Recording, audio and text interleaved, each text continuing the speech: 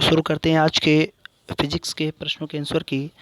इसमें आपका चैप्टर है तरंग व ध्वनि, यानी कि वेव और साउंड चैप्टर है।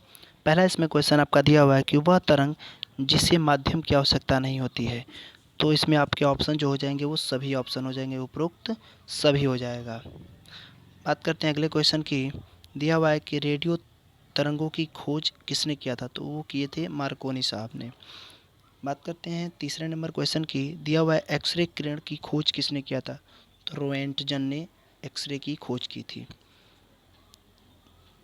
4 नंबर क्वेश्चन की बात करते हैं। अंतरिक्ष में जाने वाली किरण है, तो अंतरिक्ष में जाने वाली जो किरण है वो आपकी गामा किरण है।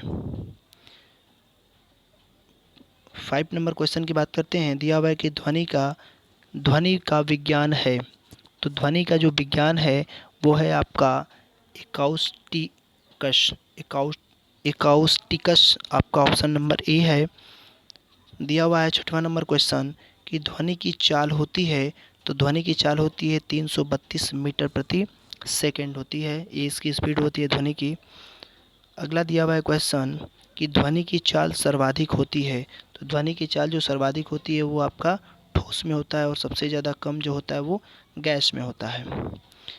अगला क्वेश्चन है 8वां नंबर कि माध्यम का ताप 1 डिग्री सेल्सियस बढ़ाने पर ध्वनि की चाल होती है, तो जो ध्वनि की चाल होती है वो होती है आपका 0.61 मीटर प्रति सेकंड होती है। 9वें नंबर क्वेश्चन की बात करते हैं। इको साउंड के लिए अवरोध और श्रोता के बीच कितनी दूरी होनी चाहिए, तो वो दूरी होनी चाहिए आपकी 16.6 मीटर। इको साउंड के लिए अवरोध और श्रोता के बीच इतना डिफरेंस होना चाहिए। अब 10वें नंबर क्वेश्चन को देखते हैं हम लोग। दिया है कि ध्वनि की चाल पर किसका प्रभाव नहीं पड़ता है, तो यह प्रेशर यानी कि दाब का प्रभाव नहीं पड़ता है। 11 नंबर क्वेश्चन दिया हुआ है कि निम्न में ध्वनि की चाल सर्वाधिक होती है, तो इस्पात में आपका इसकी चाल सबसे ज़्यादा होती है। दिया हुआ है 12 नंबर क्वेश्चन कि महिलाओं की आवाज़ सुरीली होती है, तो यह होती है आवृत्ति अधिक होने की, यानी तारत्व के कारण ये होता है। आवृत्ति अधिक होती है जिसके कारण महिलाओं की आवाज़ जो होती है वो कैसी होती है, सुरीली होती है। दिया हुआ है 13 नंबर क्वेश्चन कि ध्वनि की तीव्रता का मात्रक है, तो ध्वनि की तीव्रता का मात्रक डेसिबल है।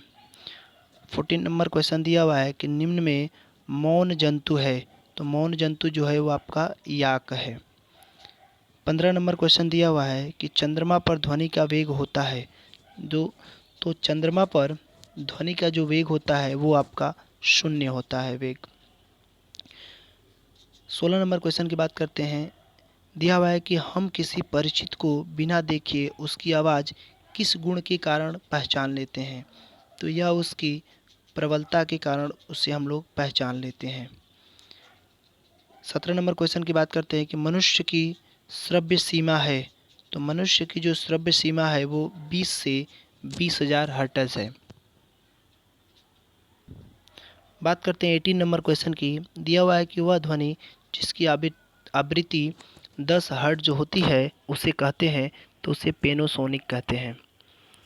दिया हुआ है 19 नंबर क्वेश्चन, निम्न में से आपको भिन्न छांटना है, तो कर्क रेखा, मकर रेखा और भूमध्य रेखा। जो आपका अलग हो जाएगा वो हो जाएगा ग्रीनविच रेखा हो जाएगा। दिया हुआ है 20 नंबर क्वेश्चन, रडार में प्रयुक्त तरंगे हैं, तो रडार में जो प्रयुक्त तरंगे हैं वो आपकी रेडियो तरंगे हैं। दिया हुआ है 21 नंबर क्वेश्चन कि रिमोट कंट्रोल में प्रयुक्त तरंगे हैं, तो वो होती हैं आपकी इंफ्रारेड यानी कि अवरक्त किरणें होती हैं। दिया हुआ है 22 नंबर क्वेश्चन कि रडार का प्रयोग होता है, तो वो प्रयोग होता है एविगेशन में होता है। दिया हुआ है 23 नंबर क्वेश्चन कि समुद्र में डूबी हुई वस्तु का पता लगाने के लिए किसका प्रयोग करते हैं, तो हम सोनार का प्रयोग करते हैं। 24 नंबर क्वेश्चन दिया है सोनार में प्रयुक्त तरंगे हैं, तो जो सोनार में प्रयुक्त तरंगे हैं वो हैं आपकी रेडियो तरंगे। दिया हुआ है 25 नंबर क्वेश्चन कि भारत का संबंध दिल्ली से है, तो यूक्रेन का संबंध क्यू से होता है। ऑप्शन नंबर आपका डी हो जाएगा।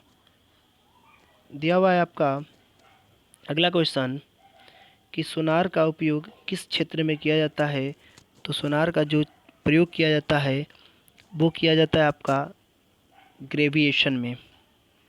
दिया हुआ है 27 नंबर क्वेश्चन, पढ़े हाल में गलीचे ध्वनि के किस गुण को रोकने के लिए बिछाया जाता है, तो वो अनुनाद, जिसको हम लोग रेजोनेंस बोलते हैं।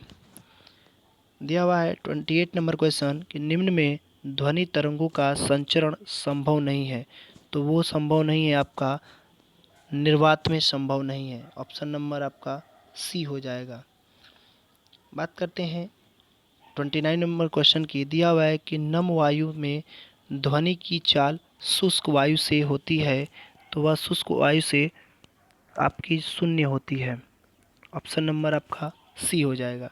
दिया हुआ है 30 नंबर क्वेश्चन कि माध्यम के ताप में 10 डिग्री से वृद्धि करने पर ध्वनि की चाल बढ़ जाती है, तो वो बढ़ती है 60 मीटर पर सेकंड बढ़ जाती है।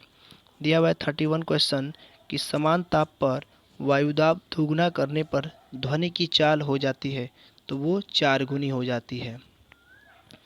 दिया हुआ है 32 नंबर क्वेश्चन कि पराध्वनि वायुयान की चाल ध्वनि की चाल से होता है, तो वो होता है 1/10, 1/10 कम होता है।